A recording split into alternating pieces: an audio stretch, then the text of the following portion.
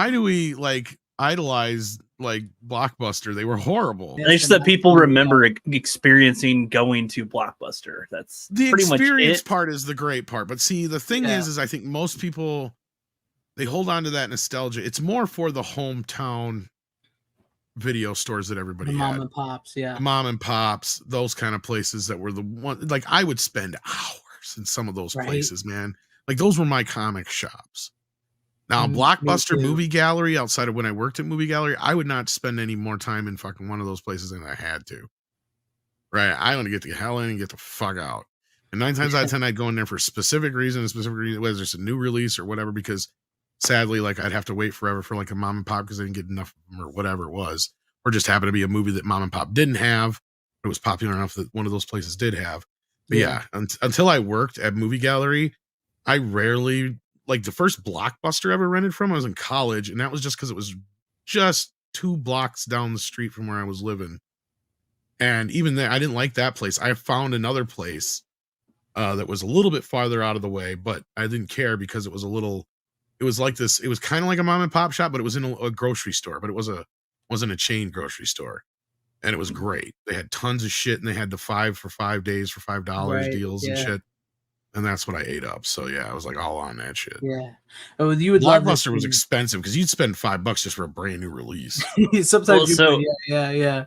Well, so they were like just their worst thing was being more expensive than Blockbuster and like Hollywood Video, these 2 chains, they did some really bad, dirty business. Yeah.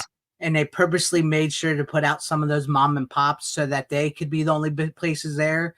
And in the end, along with streaming, they killed themselves. And it talks a little bit about that in the documentary, Everything to Entertain You, the story of Video Headquarters. This guy here who ran this video store, he would go up against Blockbuster and Hollywood Video and the studios. And the studios and them did not want to deal with him because he's this like small independent mom and pop store, but it was like a really large store in this city. Like he would buy, like when mom and pops would go out of business, he would buy their stuff and put it in his store. So he had like all these really rare, hard horror movies, cult movies, big budget movies, like porn movies and stuff. Yeah, he would. And that's the other thing is like, see, that's the thing is, and Blockbuster just to kind of hated that.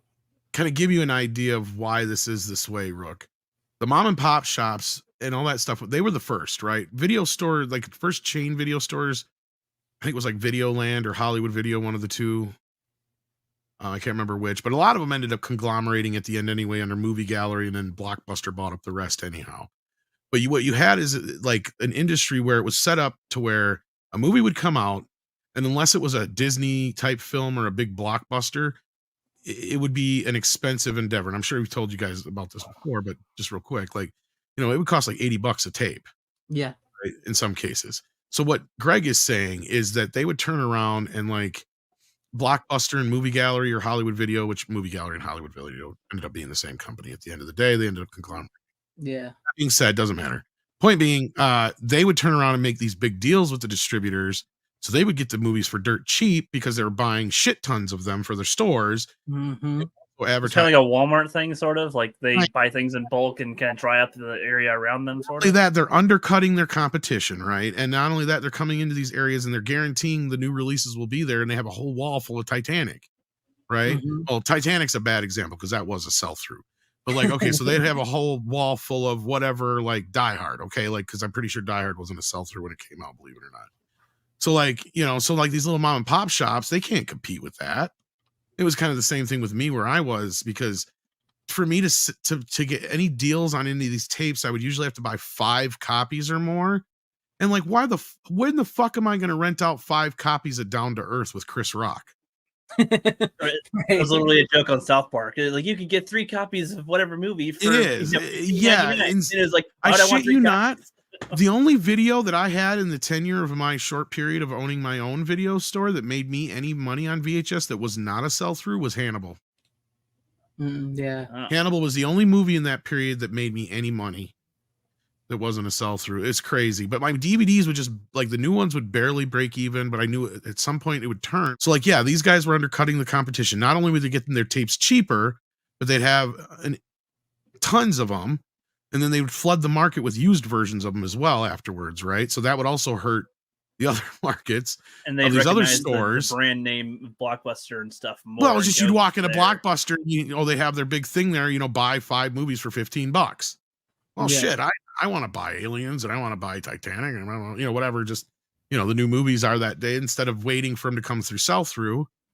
Because that's the other thing is there was a secondary market to video. Because if you didn't have a Disney movie or a Home Alone or a Roger Rabbit or something like that, that would be a sell-through to begin with.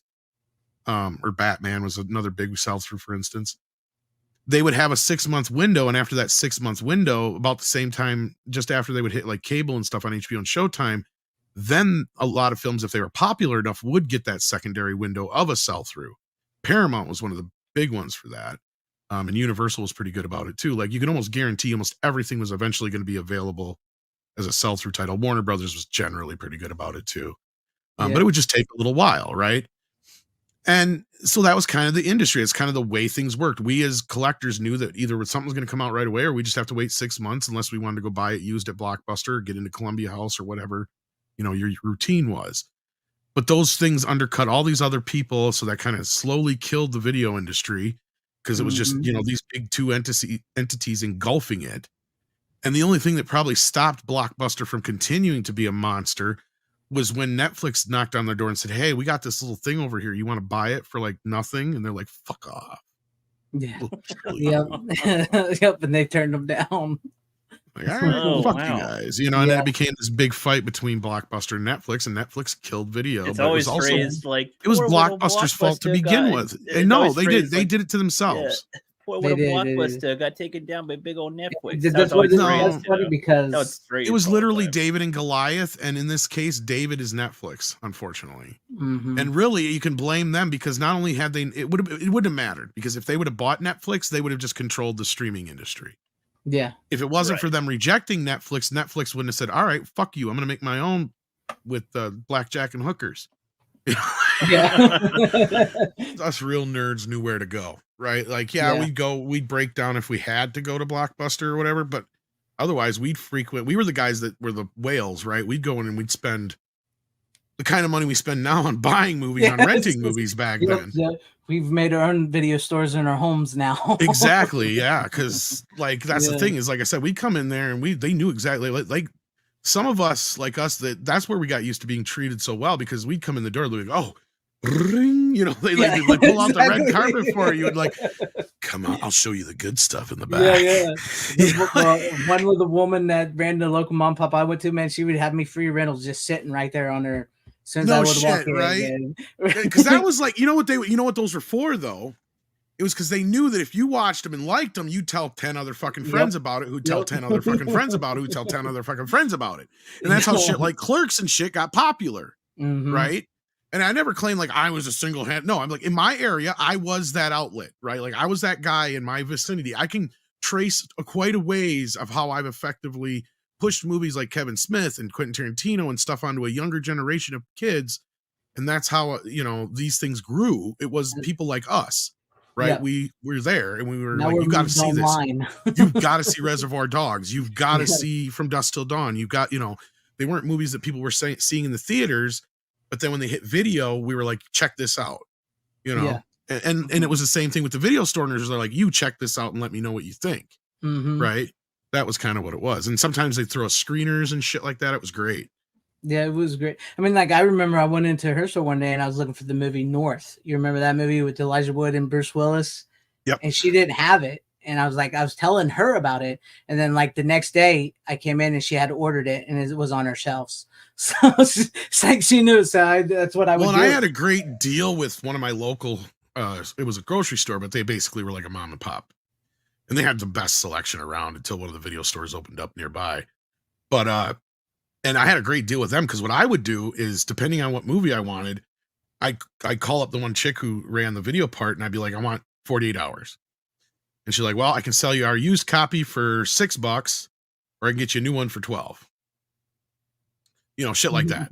Yeah. So I could get my choice. So what she would do then is I know right there, then basically the new one cost her $6.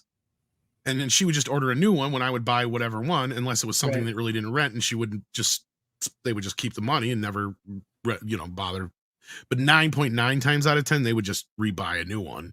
Yeah. So like, yeah, so it just depended on the movie if I wanted a newer one or I wanted an older one.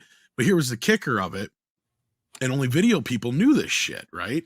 When movies would come out on home video, when they would do the rental versions, they were put on better stock tape. Yeah. Heavier stock tape. And when they would do the sell-through versions, they were not as good quality tape. Yeah, I mean, just so we knew that. Yeah, and we knew that. When it wasn't just those. I mean, just in general. Yeah, like in general altogether. Yeah. I mean, because they would do such a large order of them, they would do them on a poorer quality tape as opposed to when they would do the, you know, the rented versions, which were a little bit higher quality tape. Yeah. So, yeah. Barth, I wish they would make a comeback. Honestly, I really do, because I would love. I mean, but also I love the video store. I want to go to the video store and look around again and smell that smell and talk to the people and everything. But also at the same time, I have the video store in my house too. I want to experience both of them. I want them to come back. But yeah, I mean, it sounds like they're not as profitable as the scene. They're not. It's kind of like that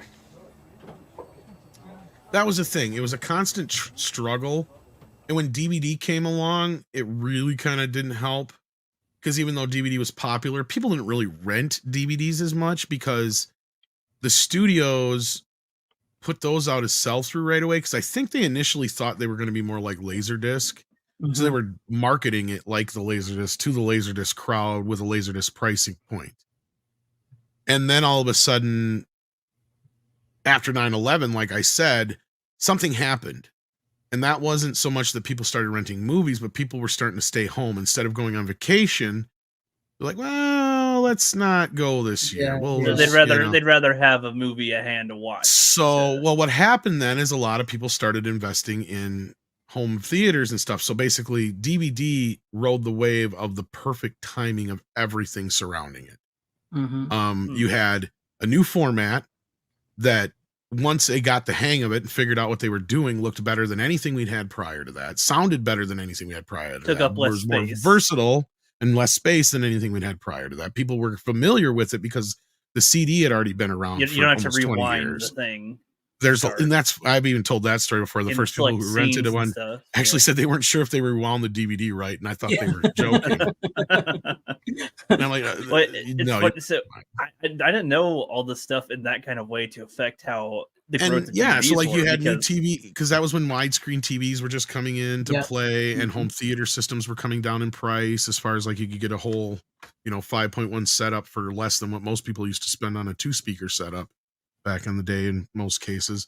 So it became a point where, well, instead of spending a couple $1,000s on a vacation this year, we'll buy a home theater and a whole bunch of DVDs. And for a while there, DVD was hot.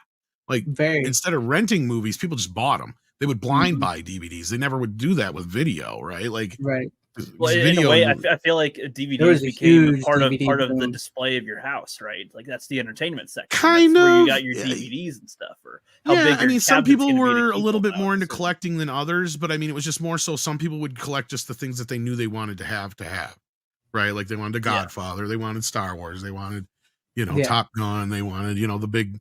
But then there was the guys like us who would get just about everything. Not everything, but just about everything. And, some of us would just get everything, but like, but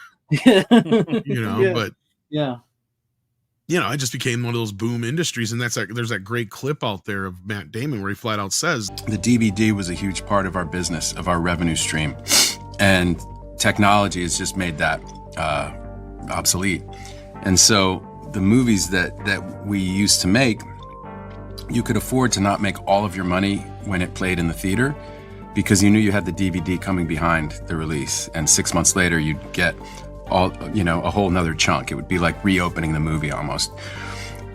And when that went away, that changed the type of movies that we could make. That time period got movies like his made, especially, I'm sure he's referring to things like Rounders and stuff like that, because it did okay at the box office, but it didn't blow any socks off. But when it came out on video, it sold so well on DVD that they made their money back and then some on top of it all. And those movies, and I pointed out several times before on several places where there's times where you go back and look at how much these movies made on video. Sometimes they made more on video than they did in the theaters.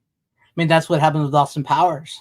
because it did do the first one did do nothing in theaters, and then when it came out, it was like huge. It made so much money. It greenlit a sequel, and the sequel beat Star Wars in the box office. So was the power of like the DVD and home video market at that time. And like Tom just said, we were the guys that spread the word. We're doing that now right here on the Physical Media Show, showing you our movies that we've watched in hopes that you in the chat and you at home will take a liking to, and maybe we'll turn you guys onto something you've never seen before. So that's what I say, like, when I say I keep the spirit of the video store. Yeah, like the Greasy Strangler. That's why I say, like, when I here on my channel, I keep the video store alive. That's how I keep it alive.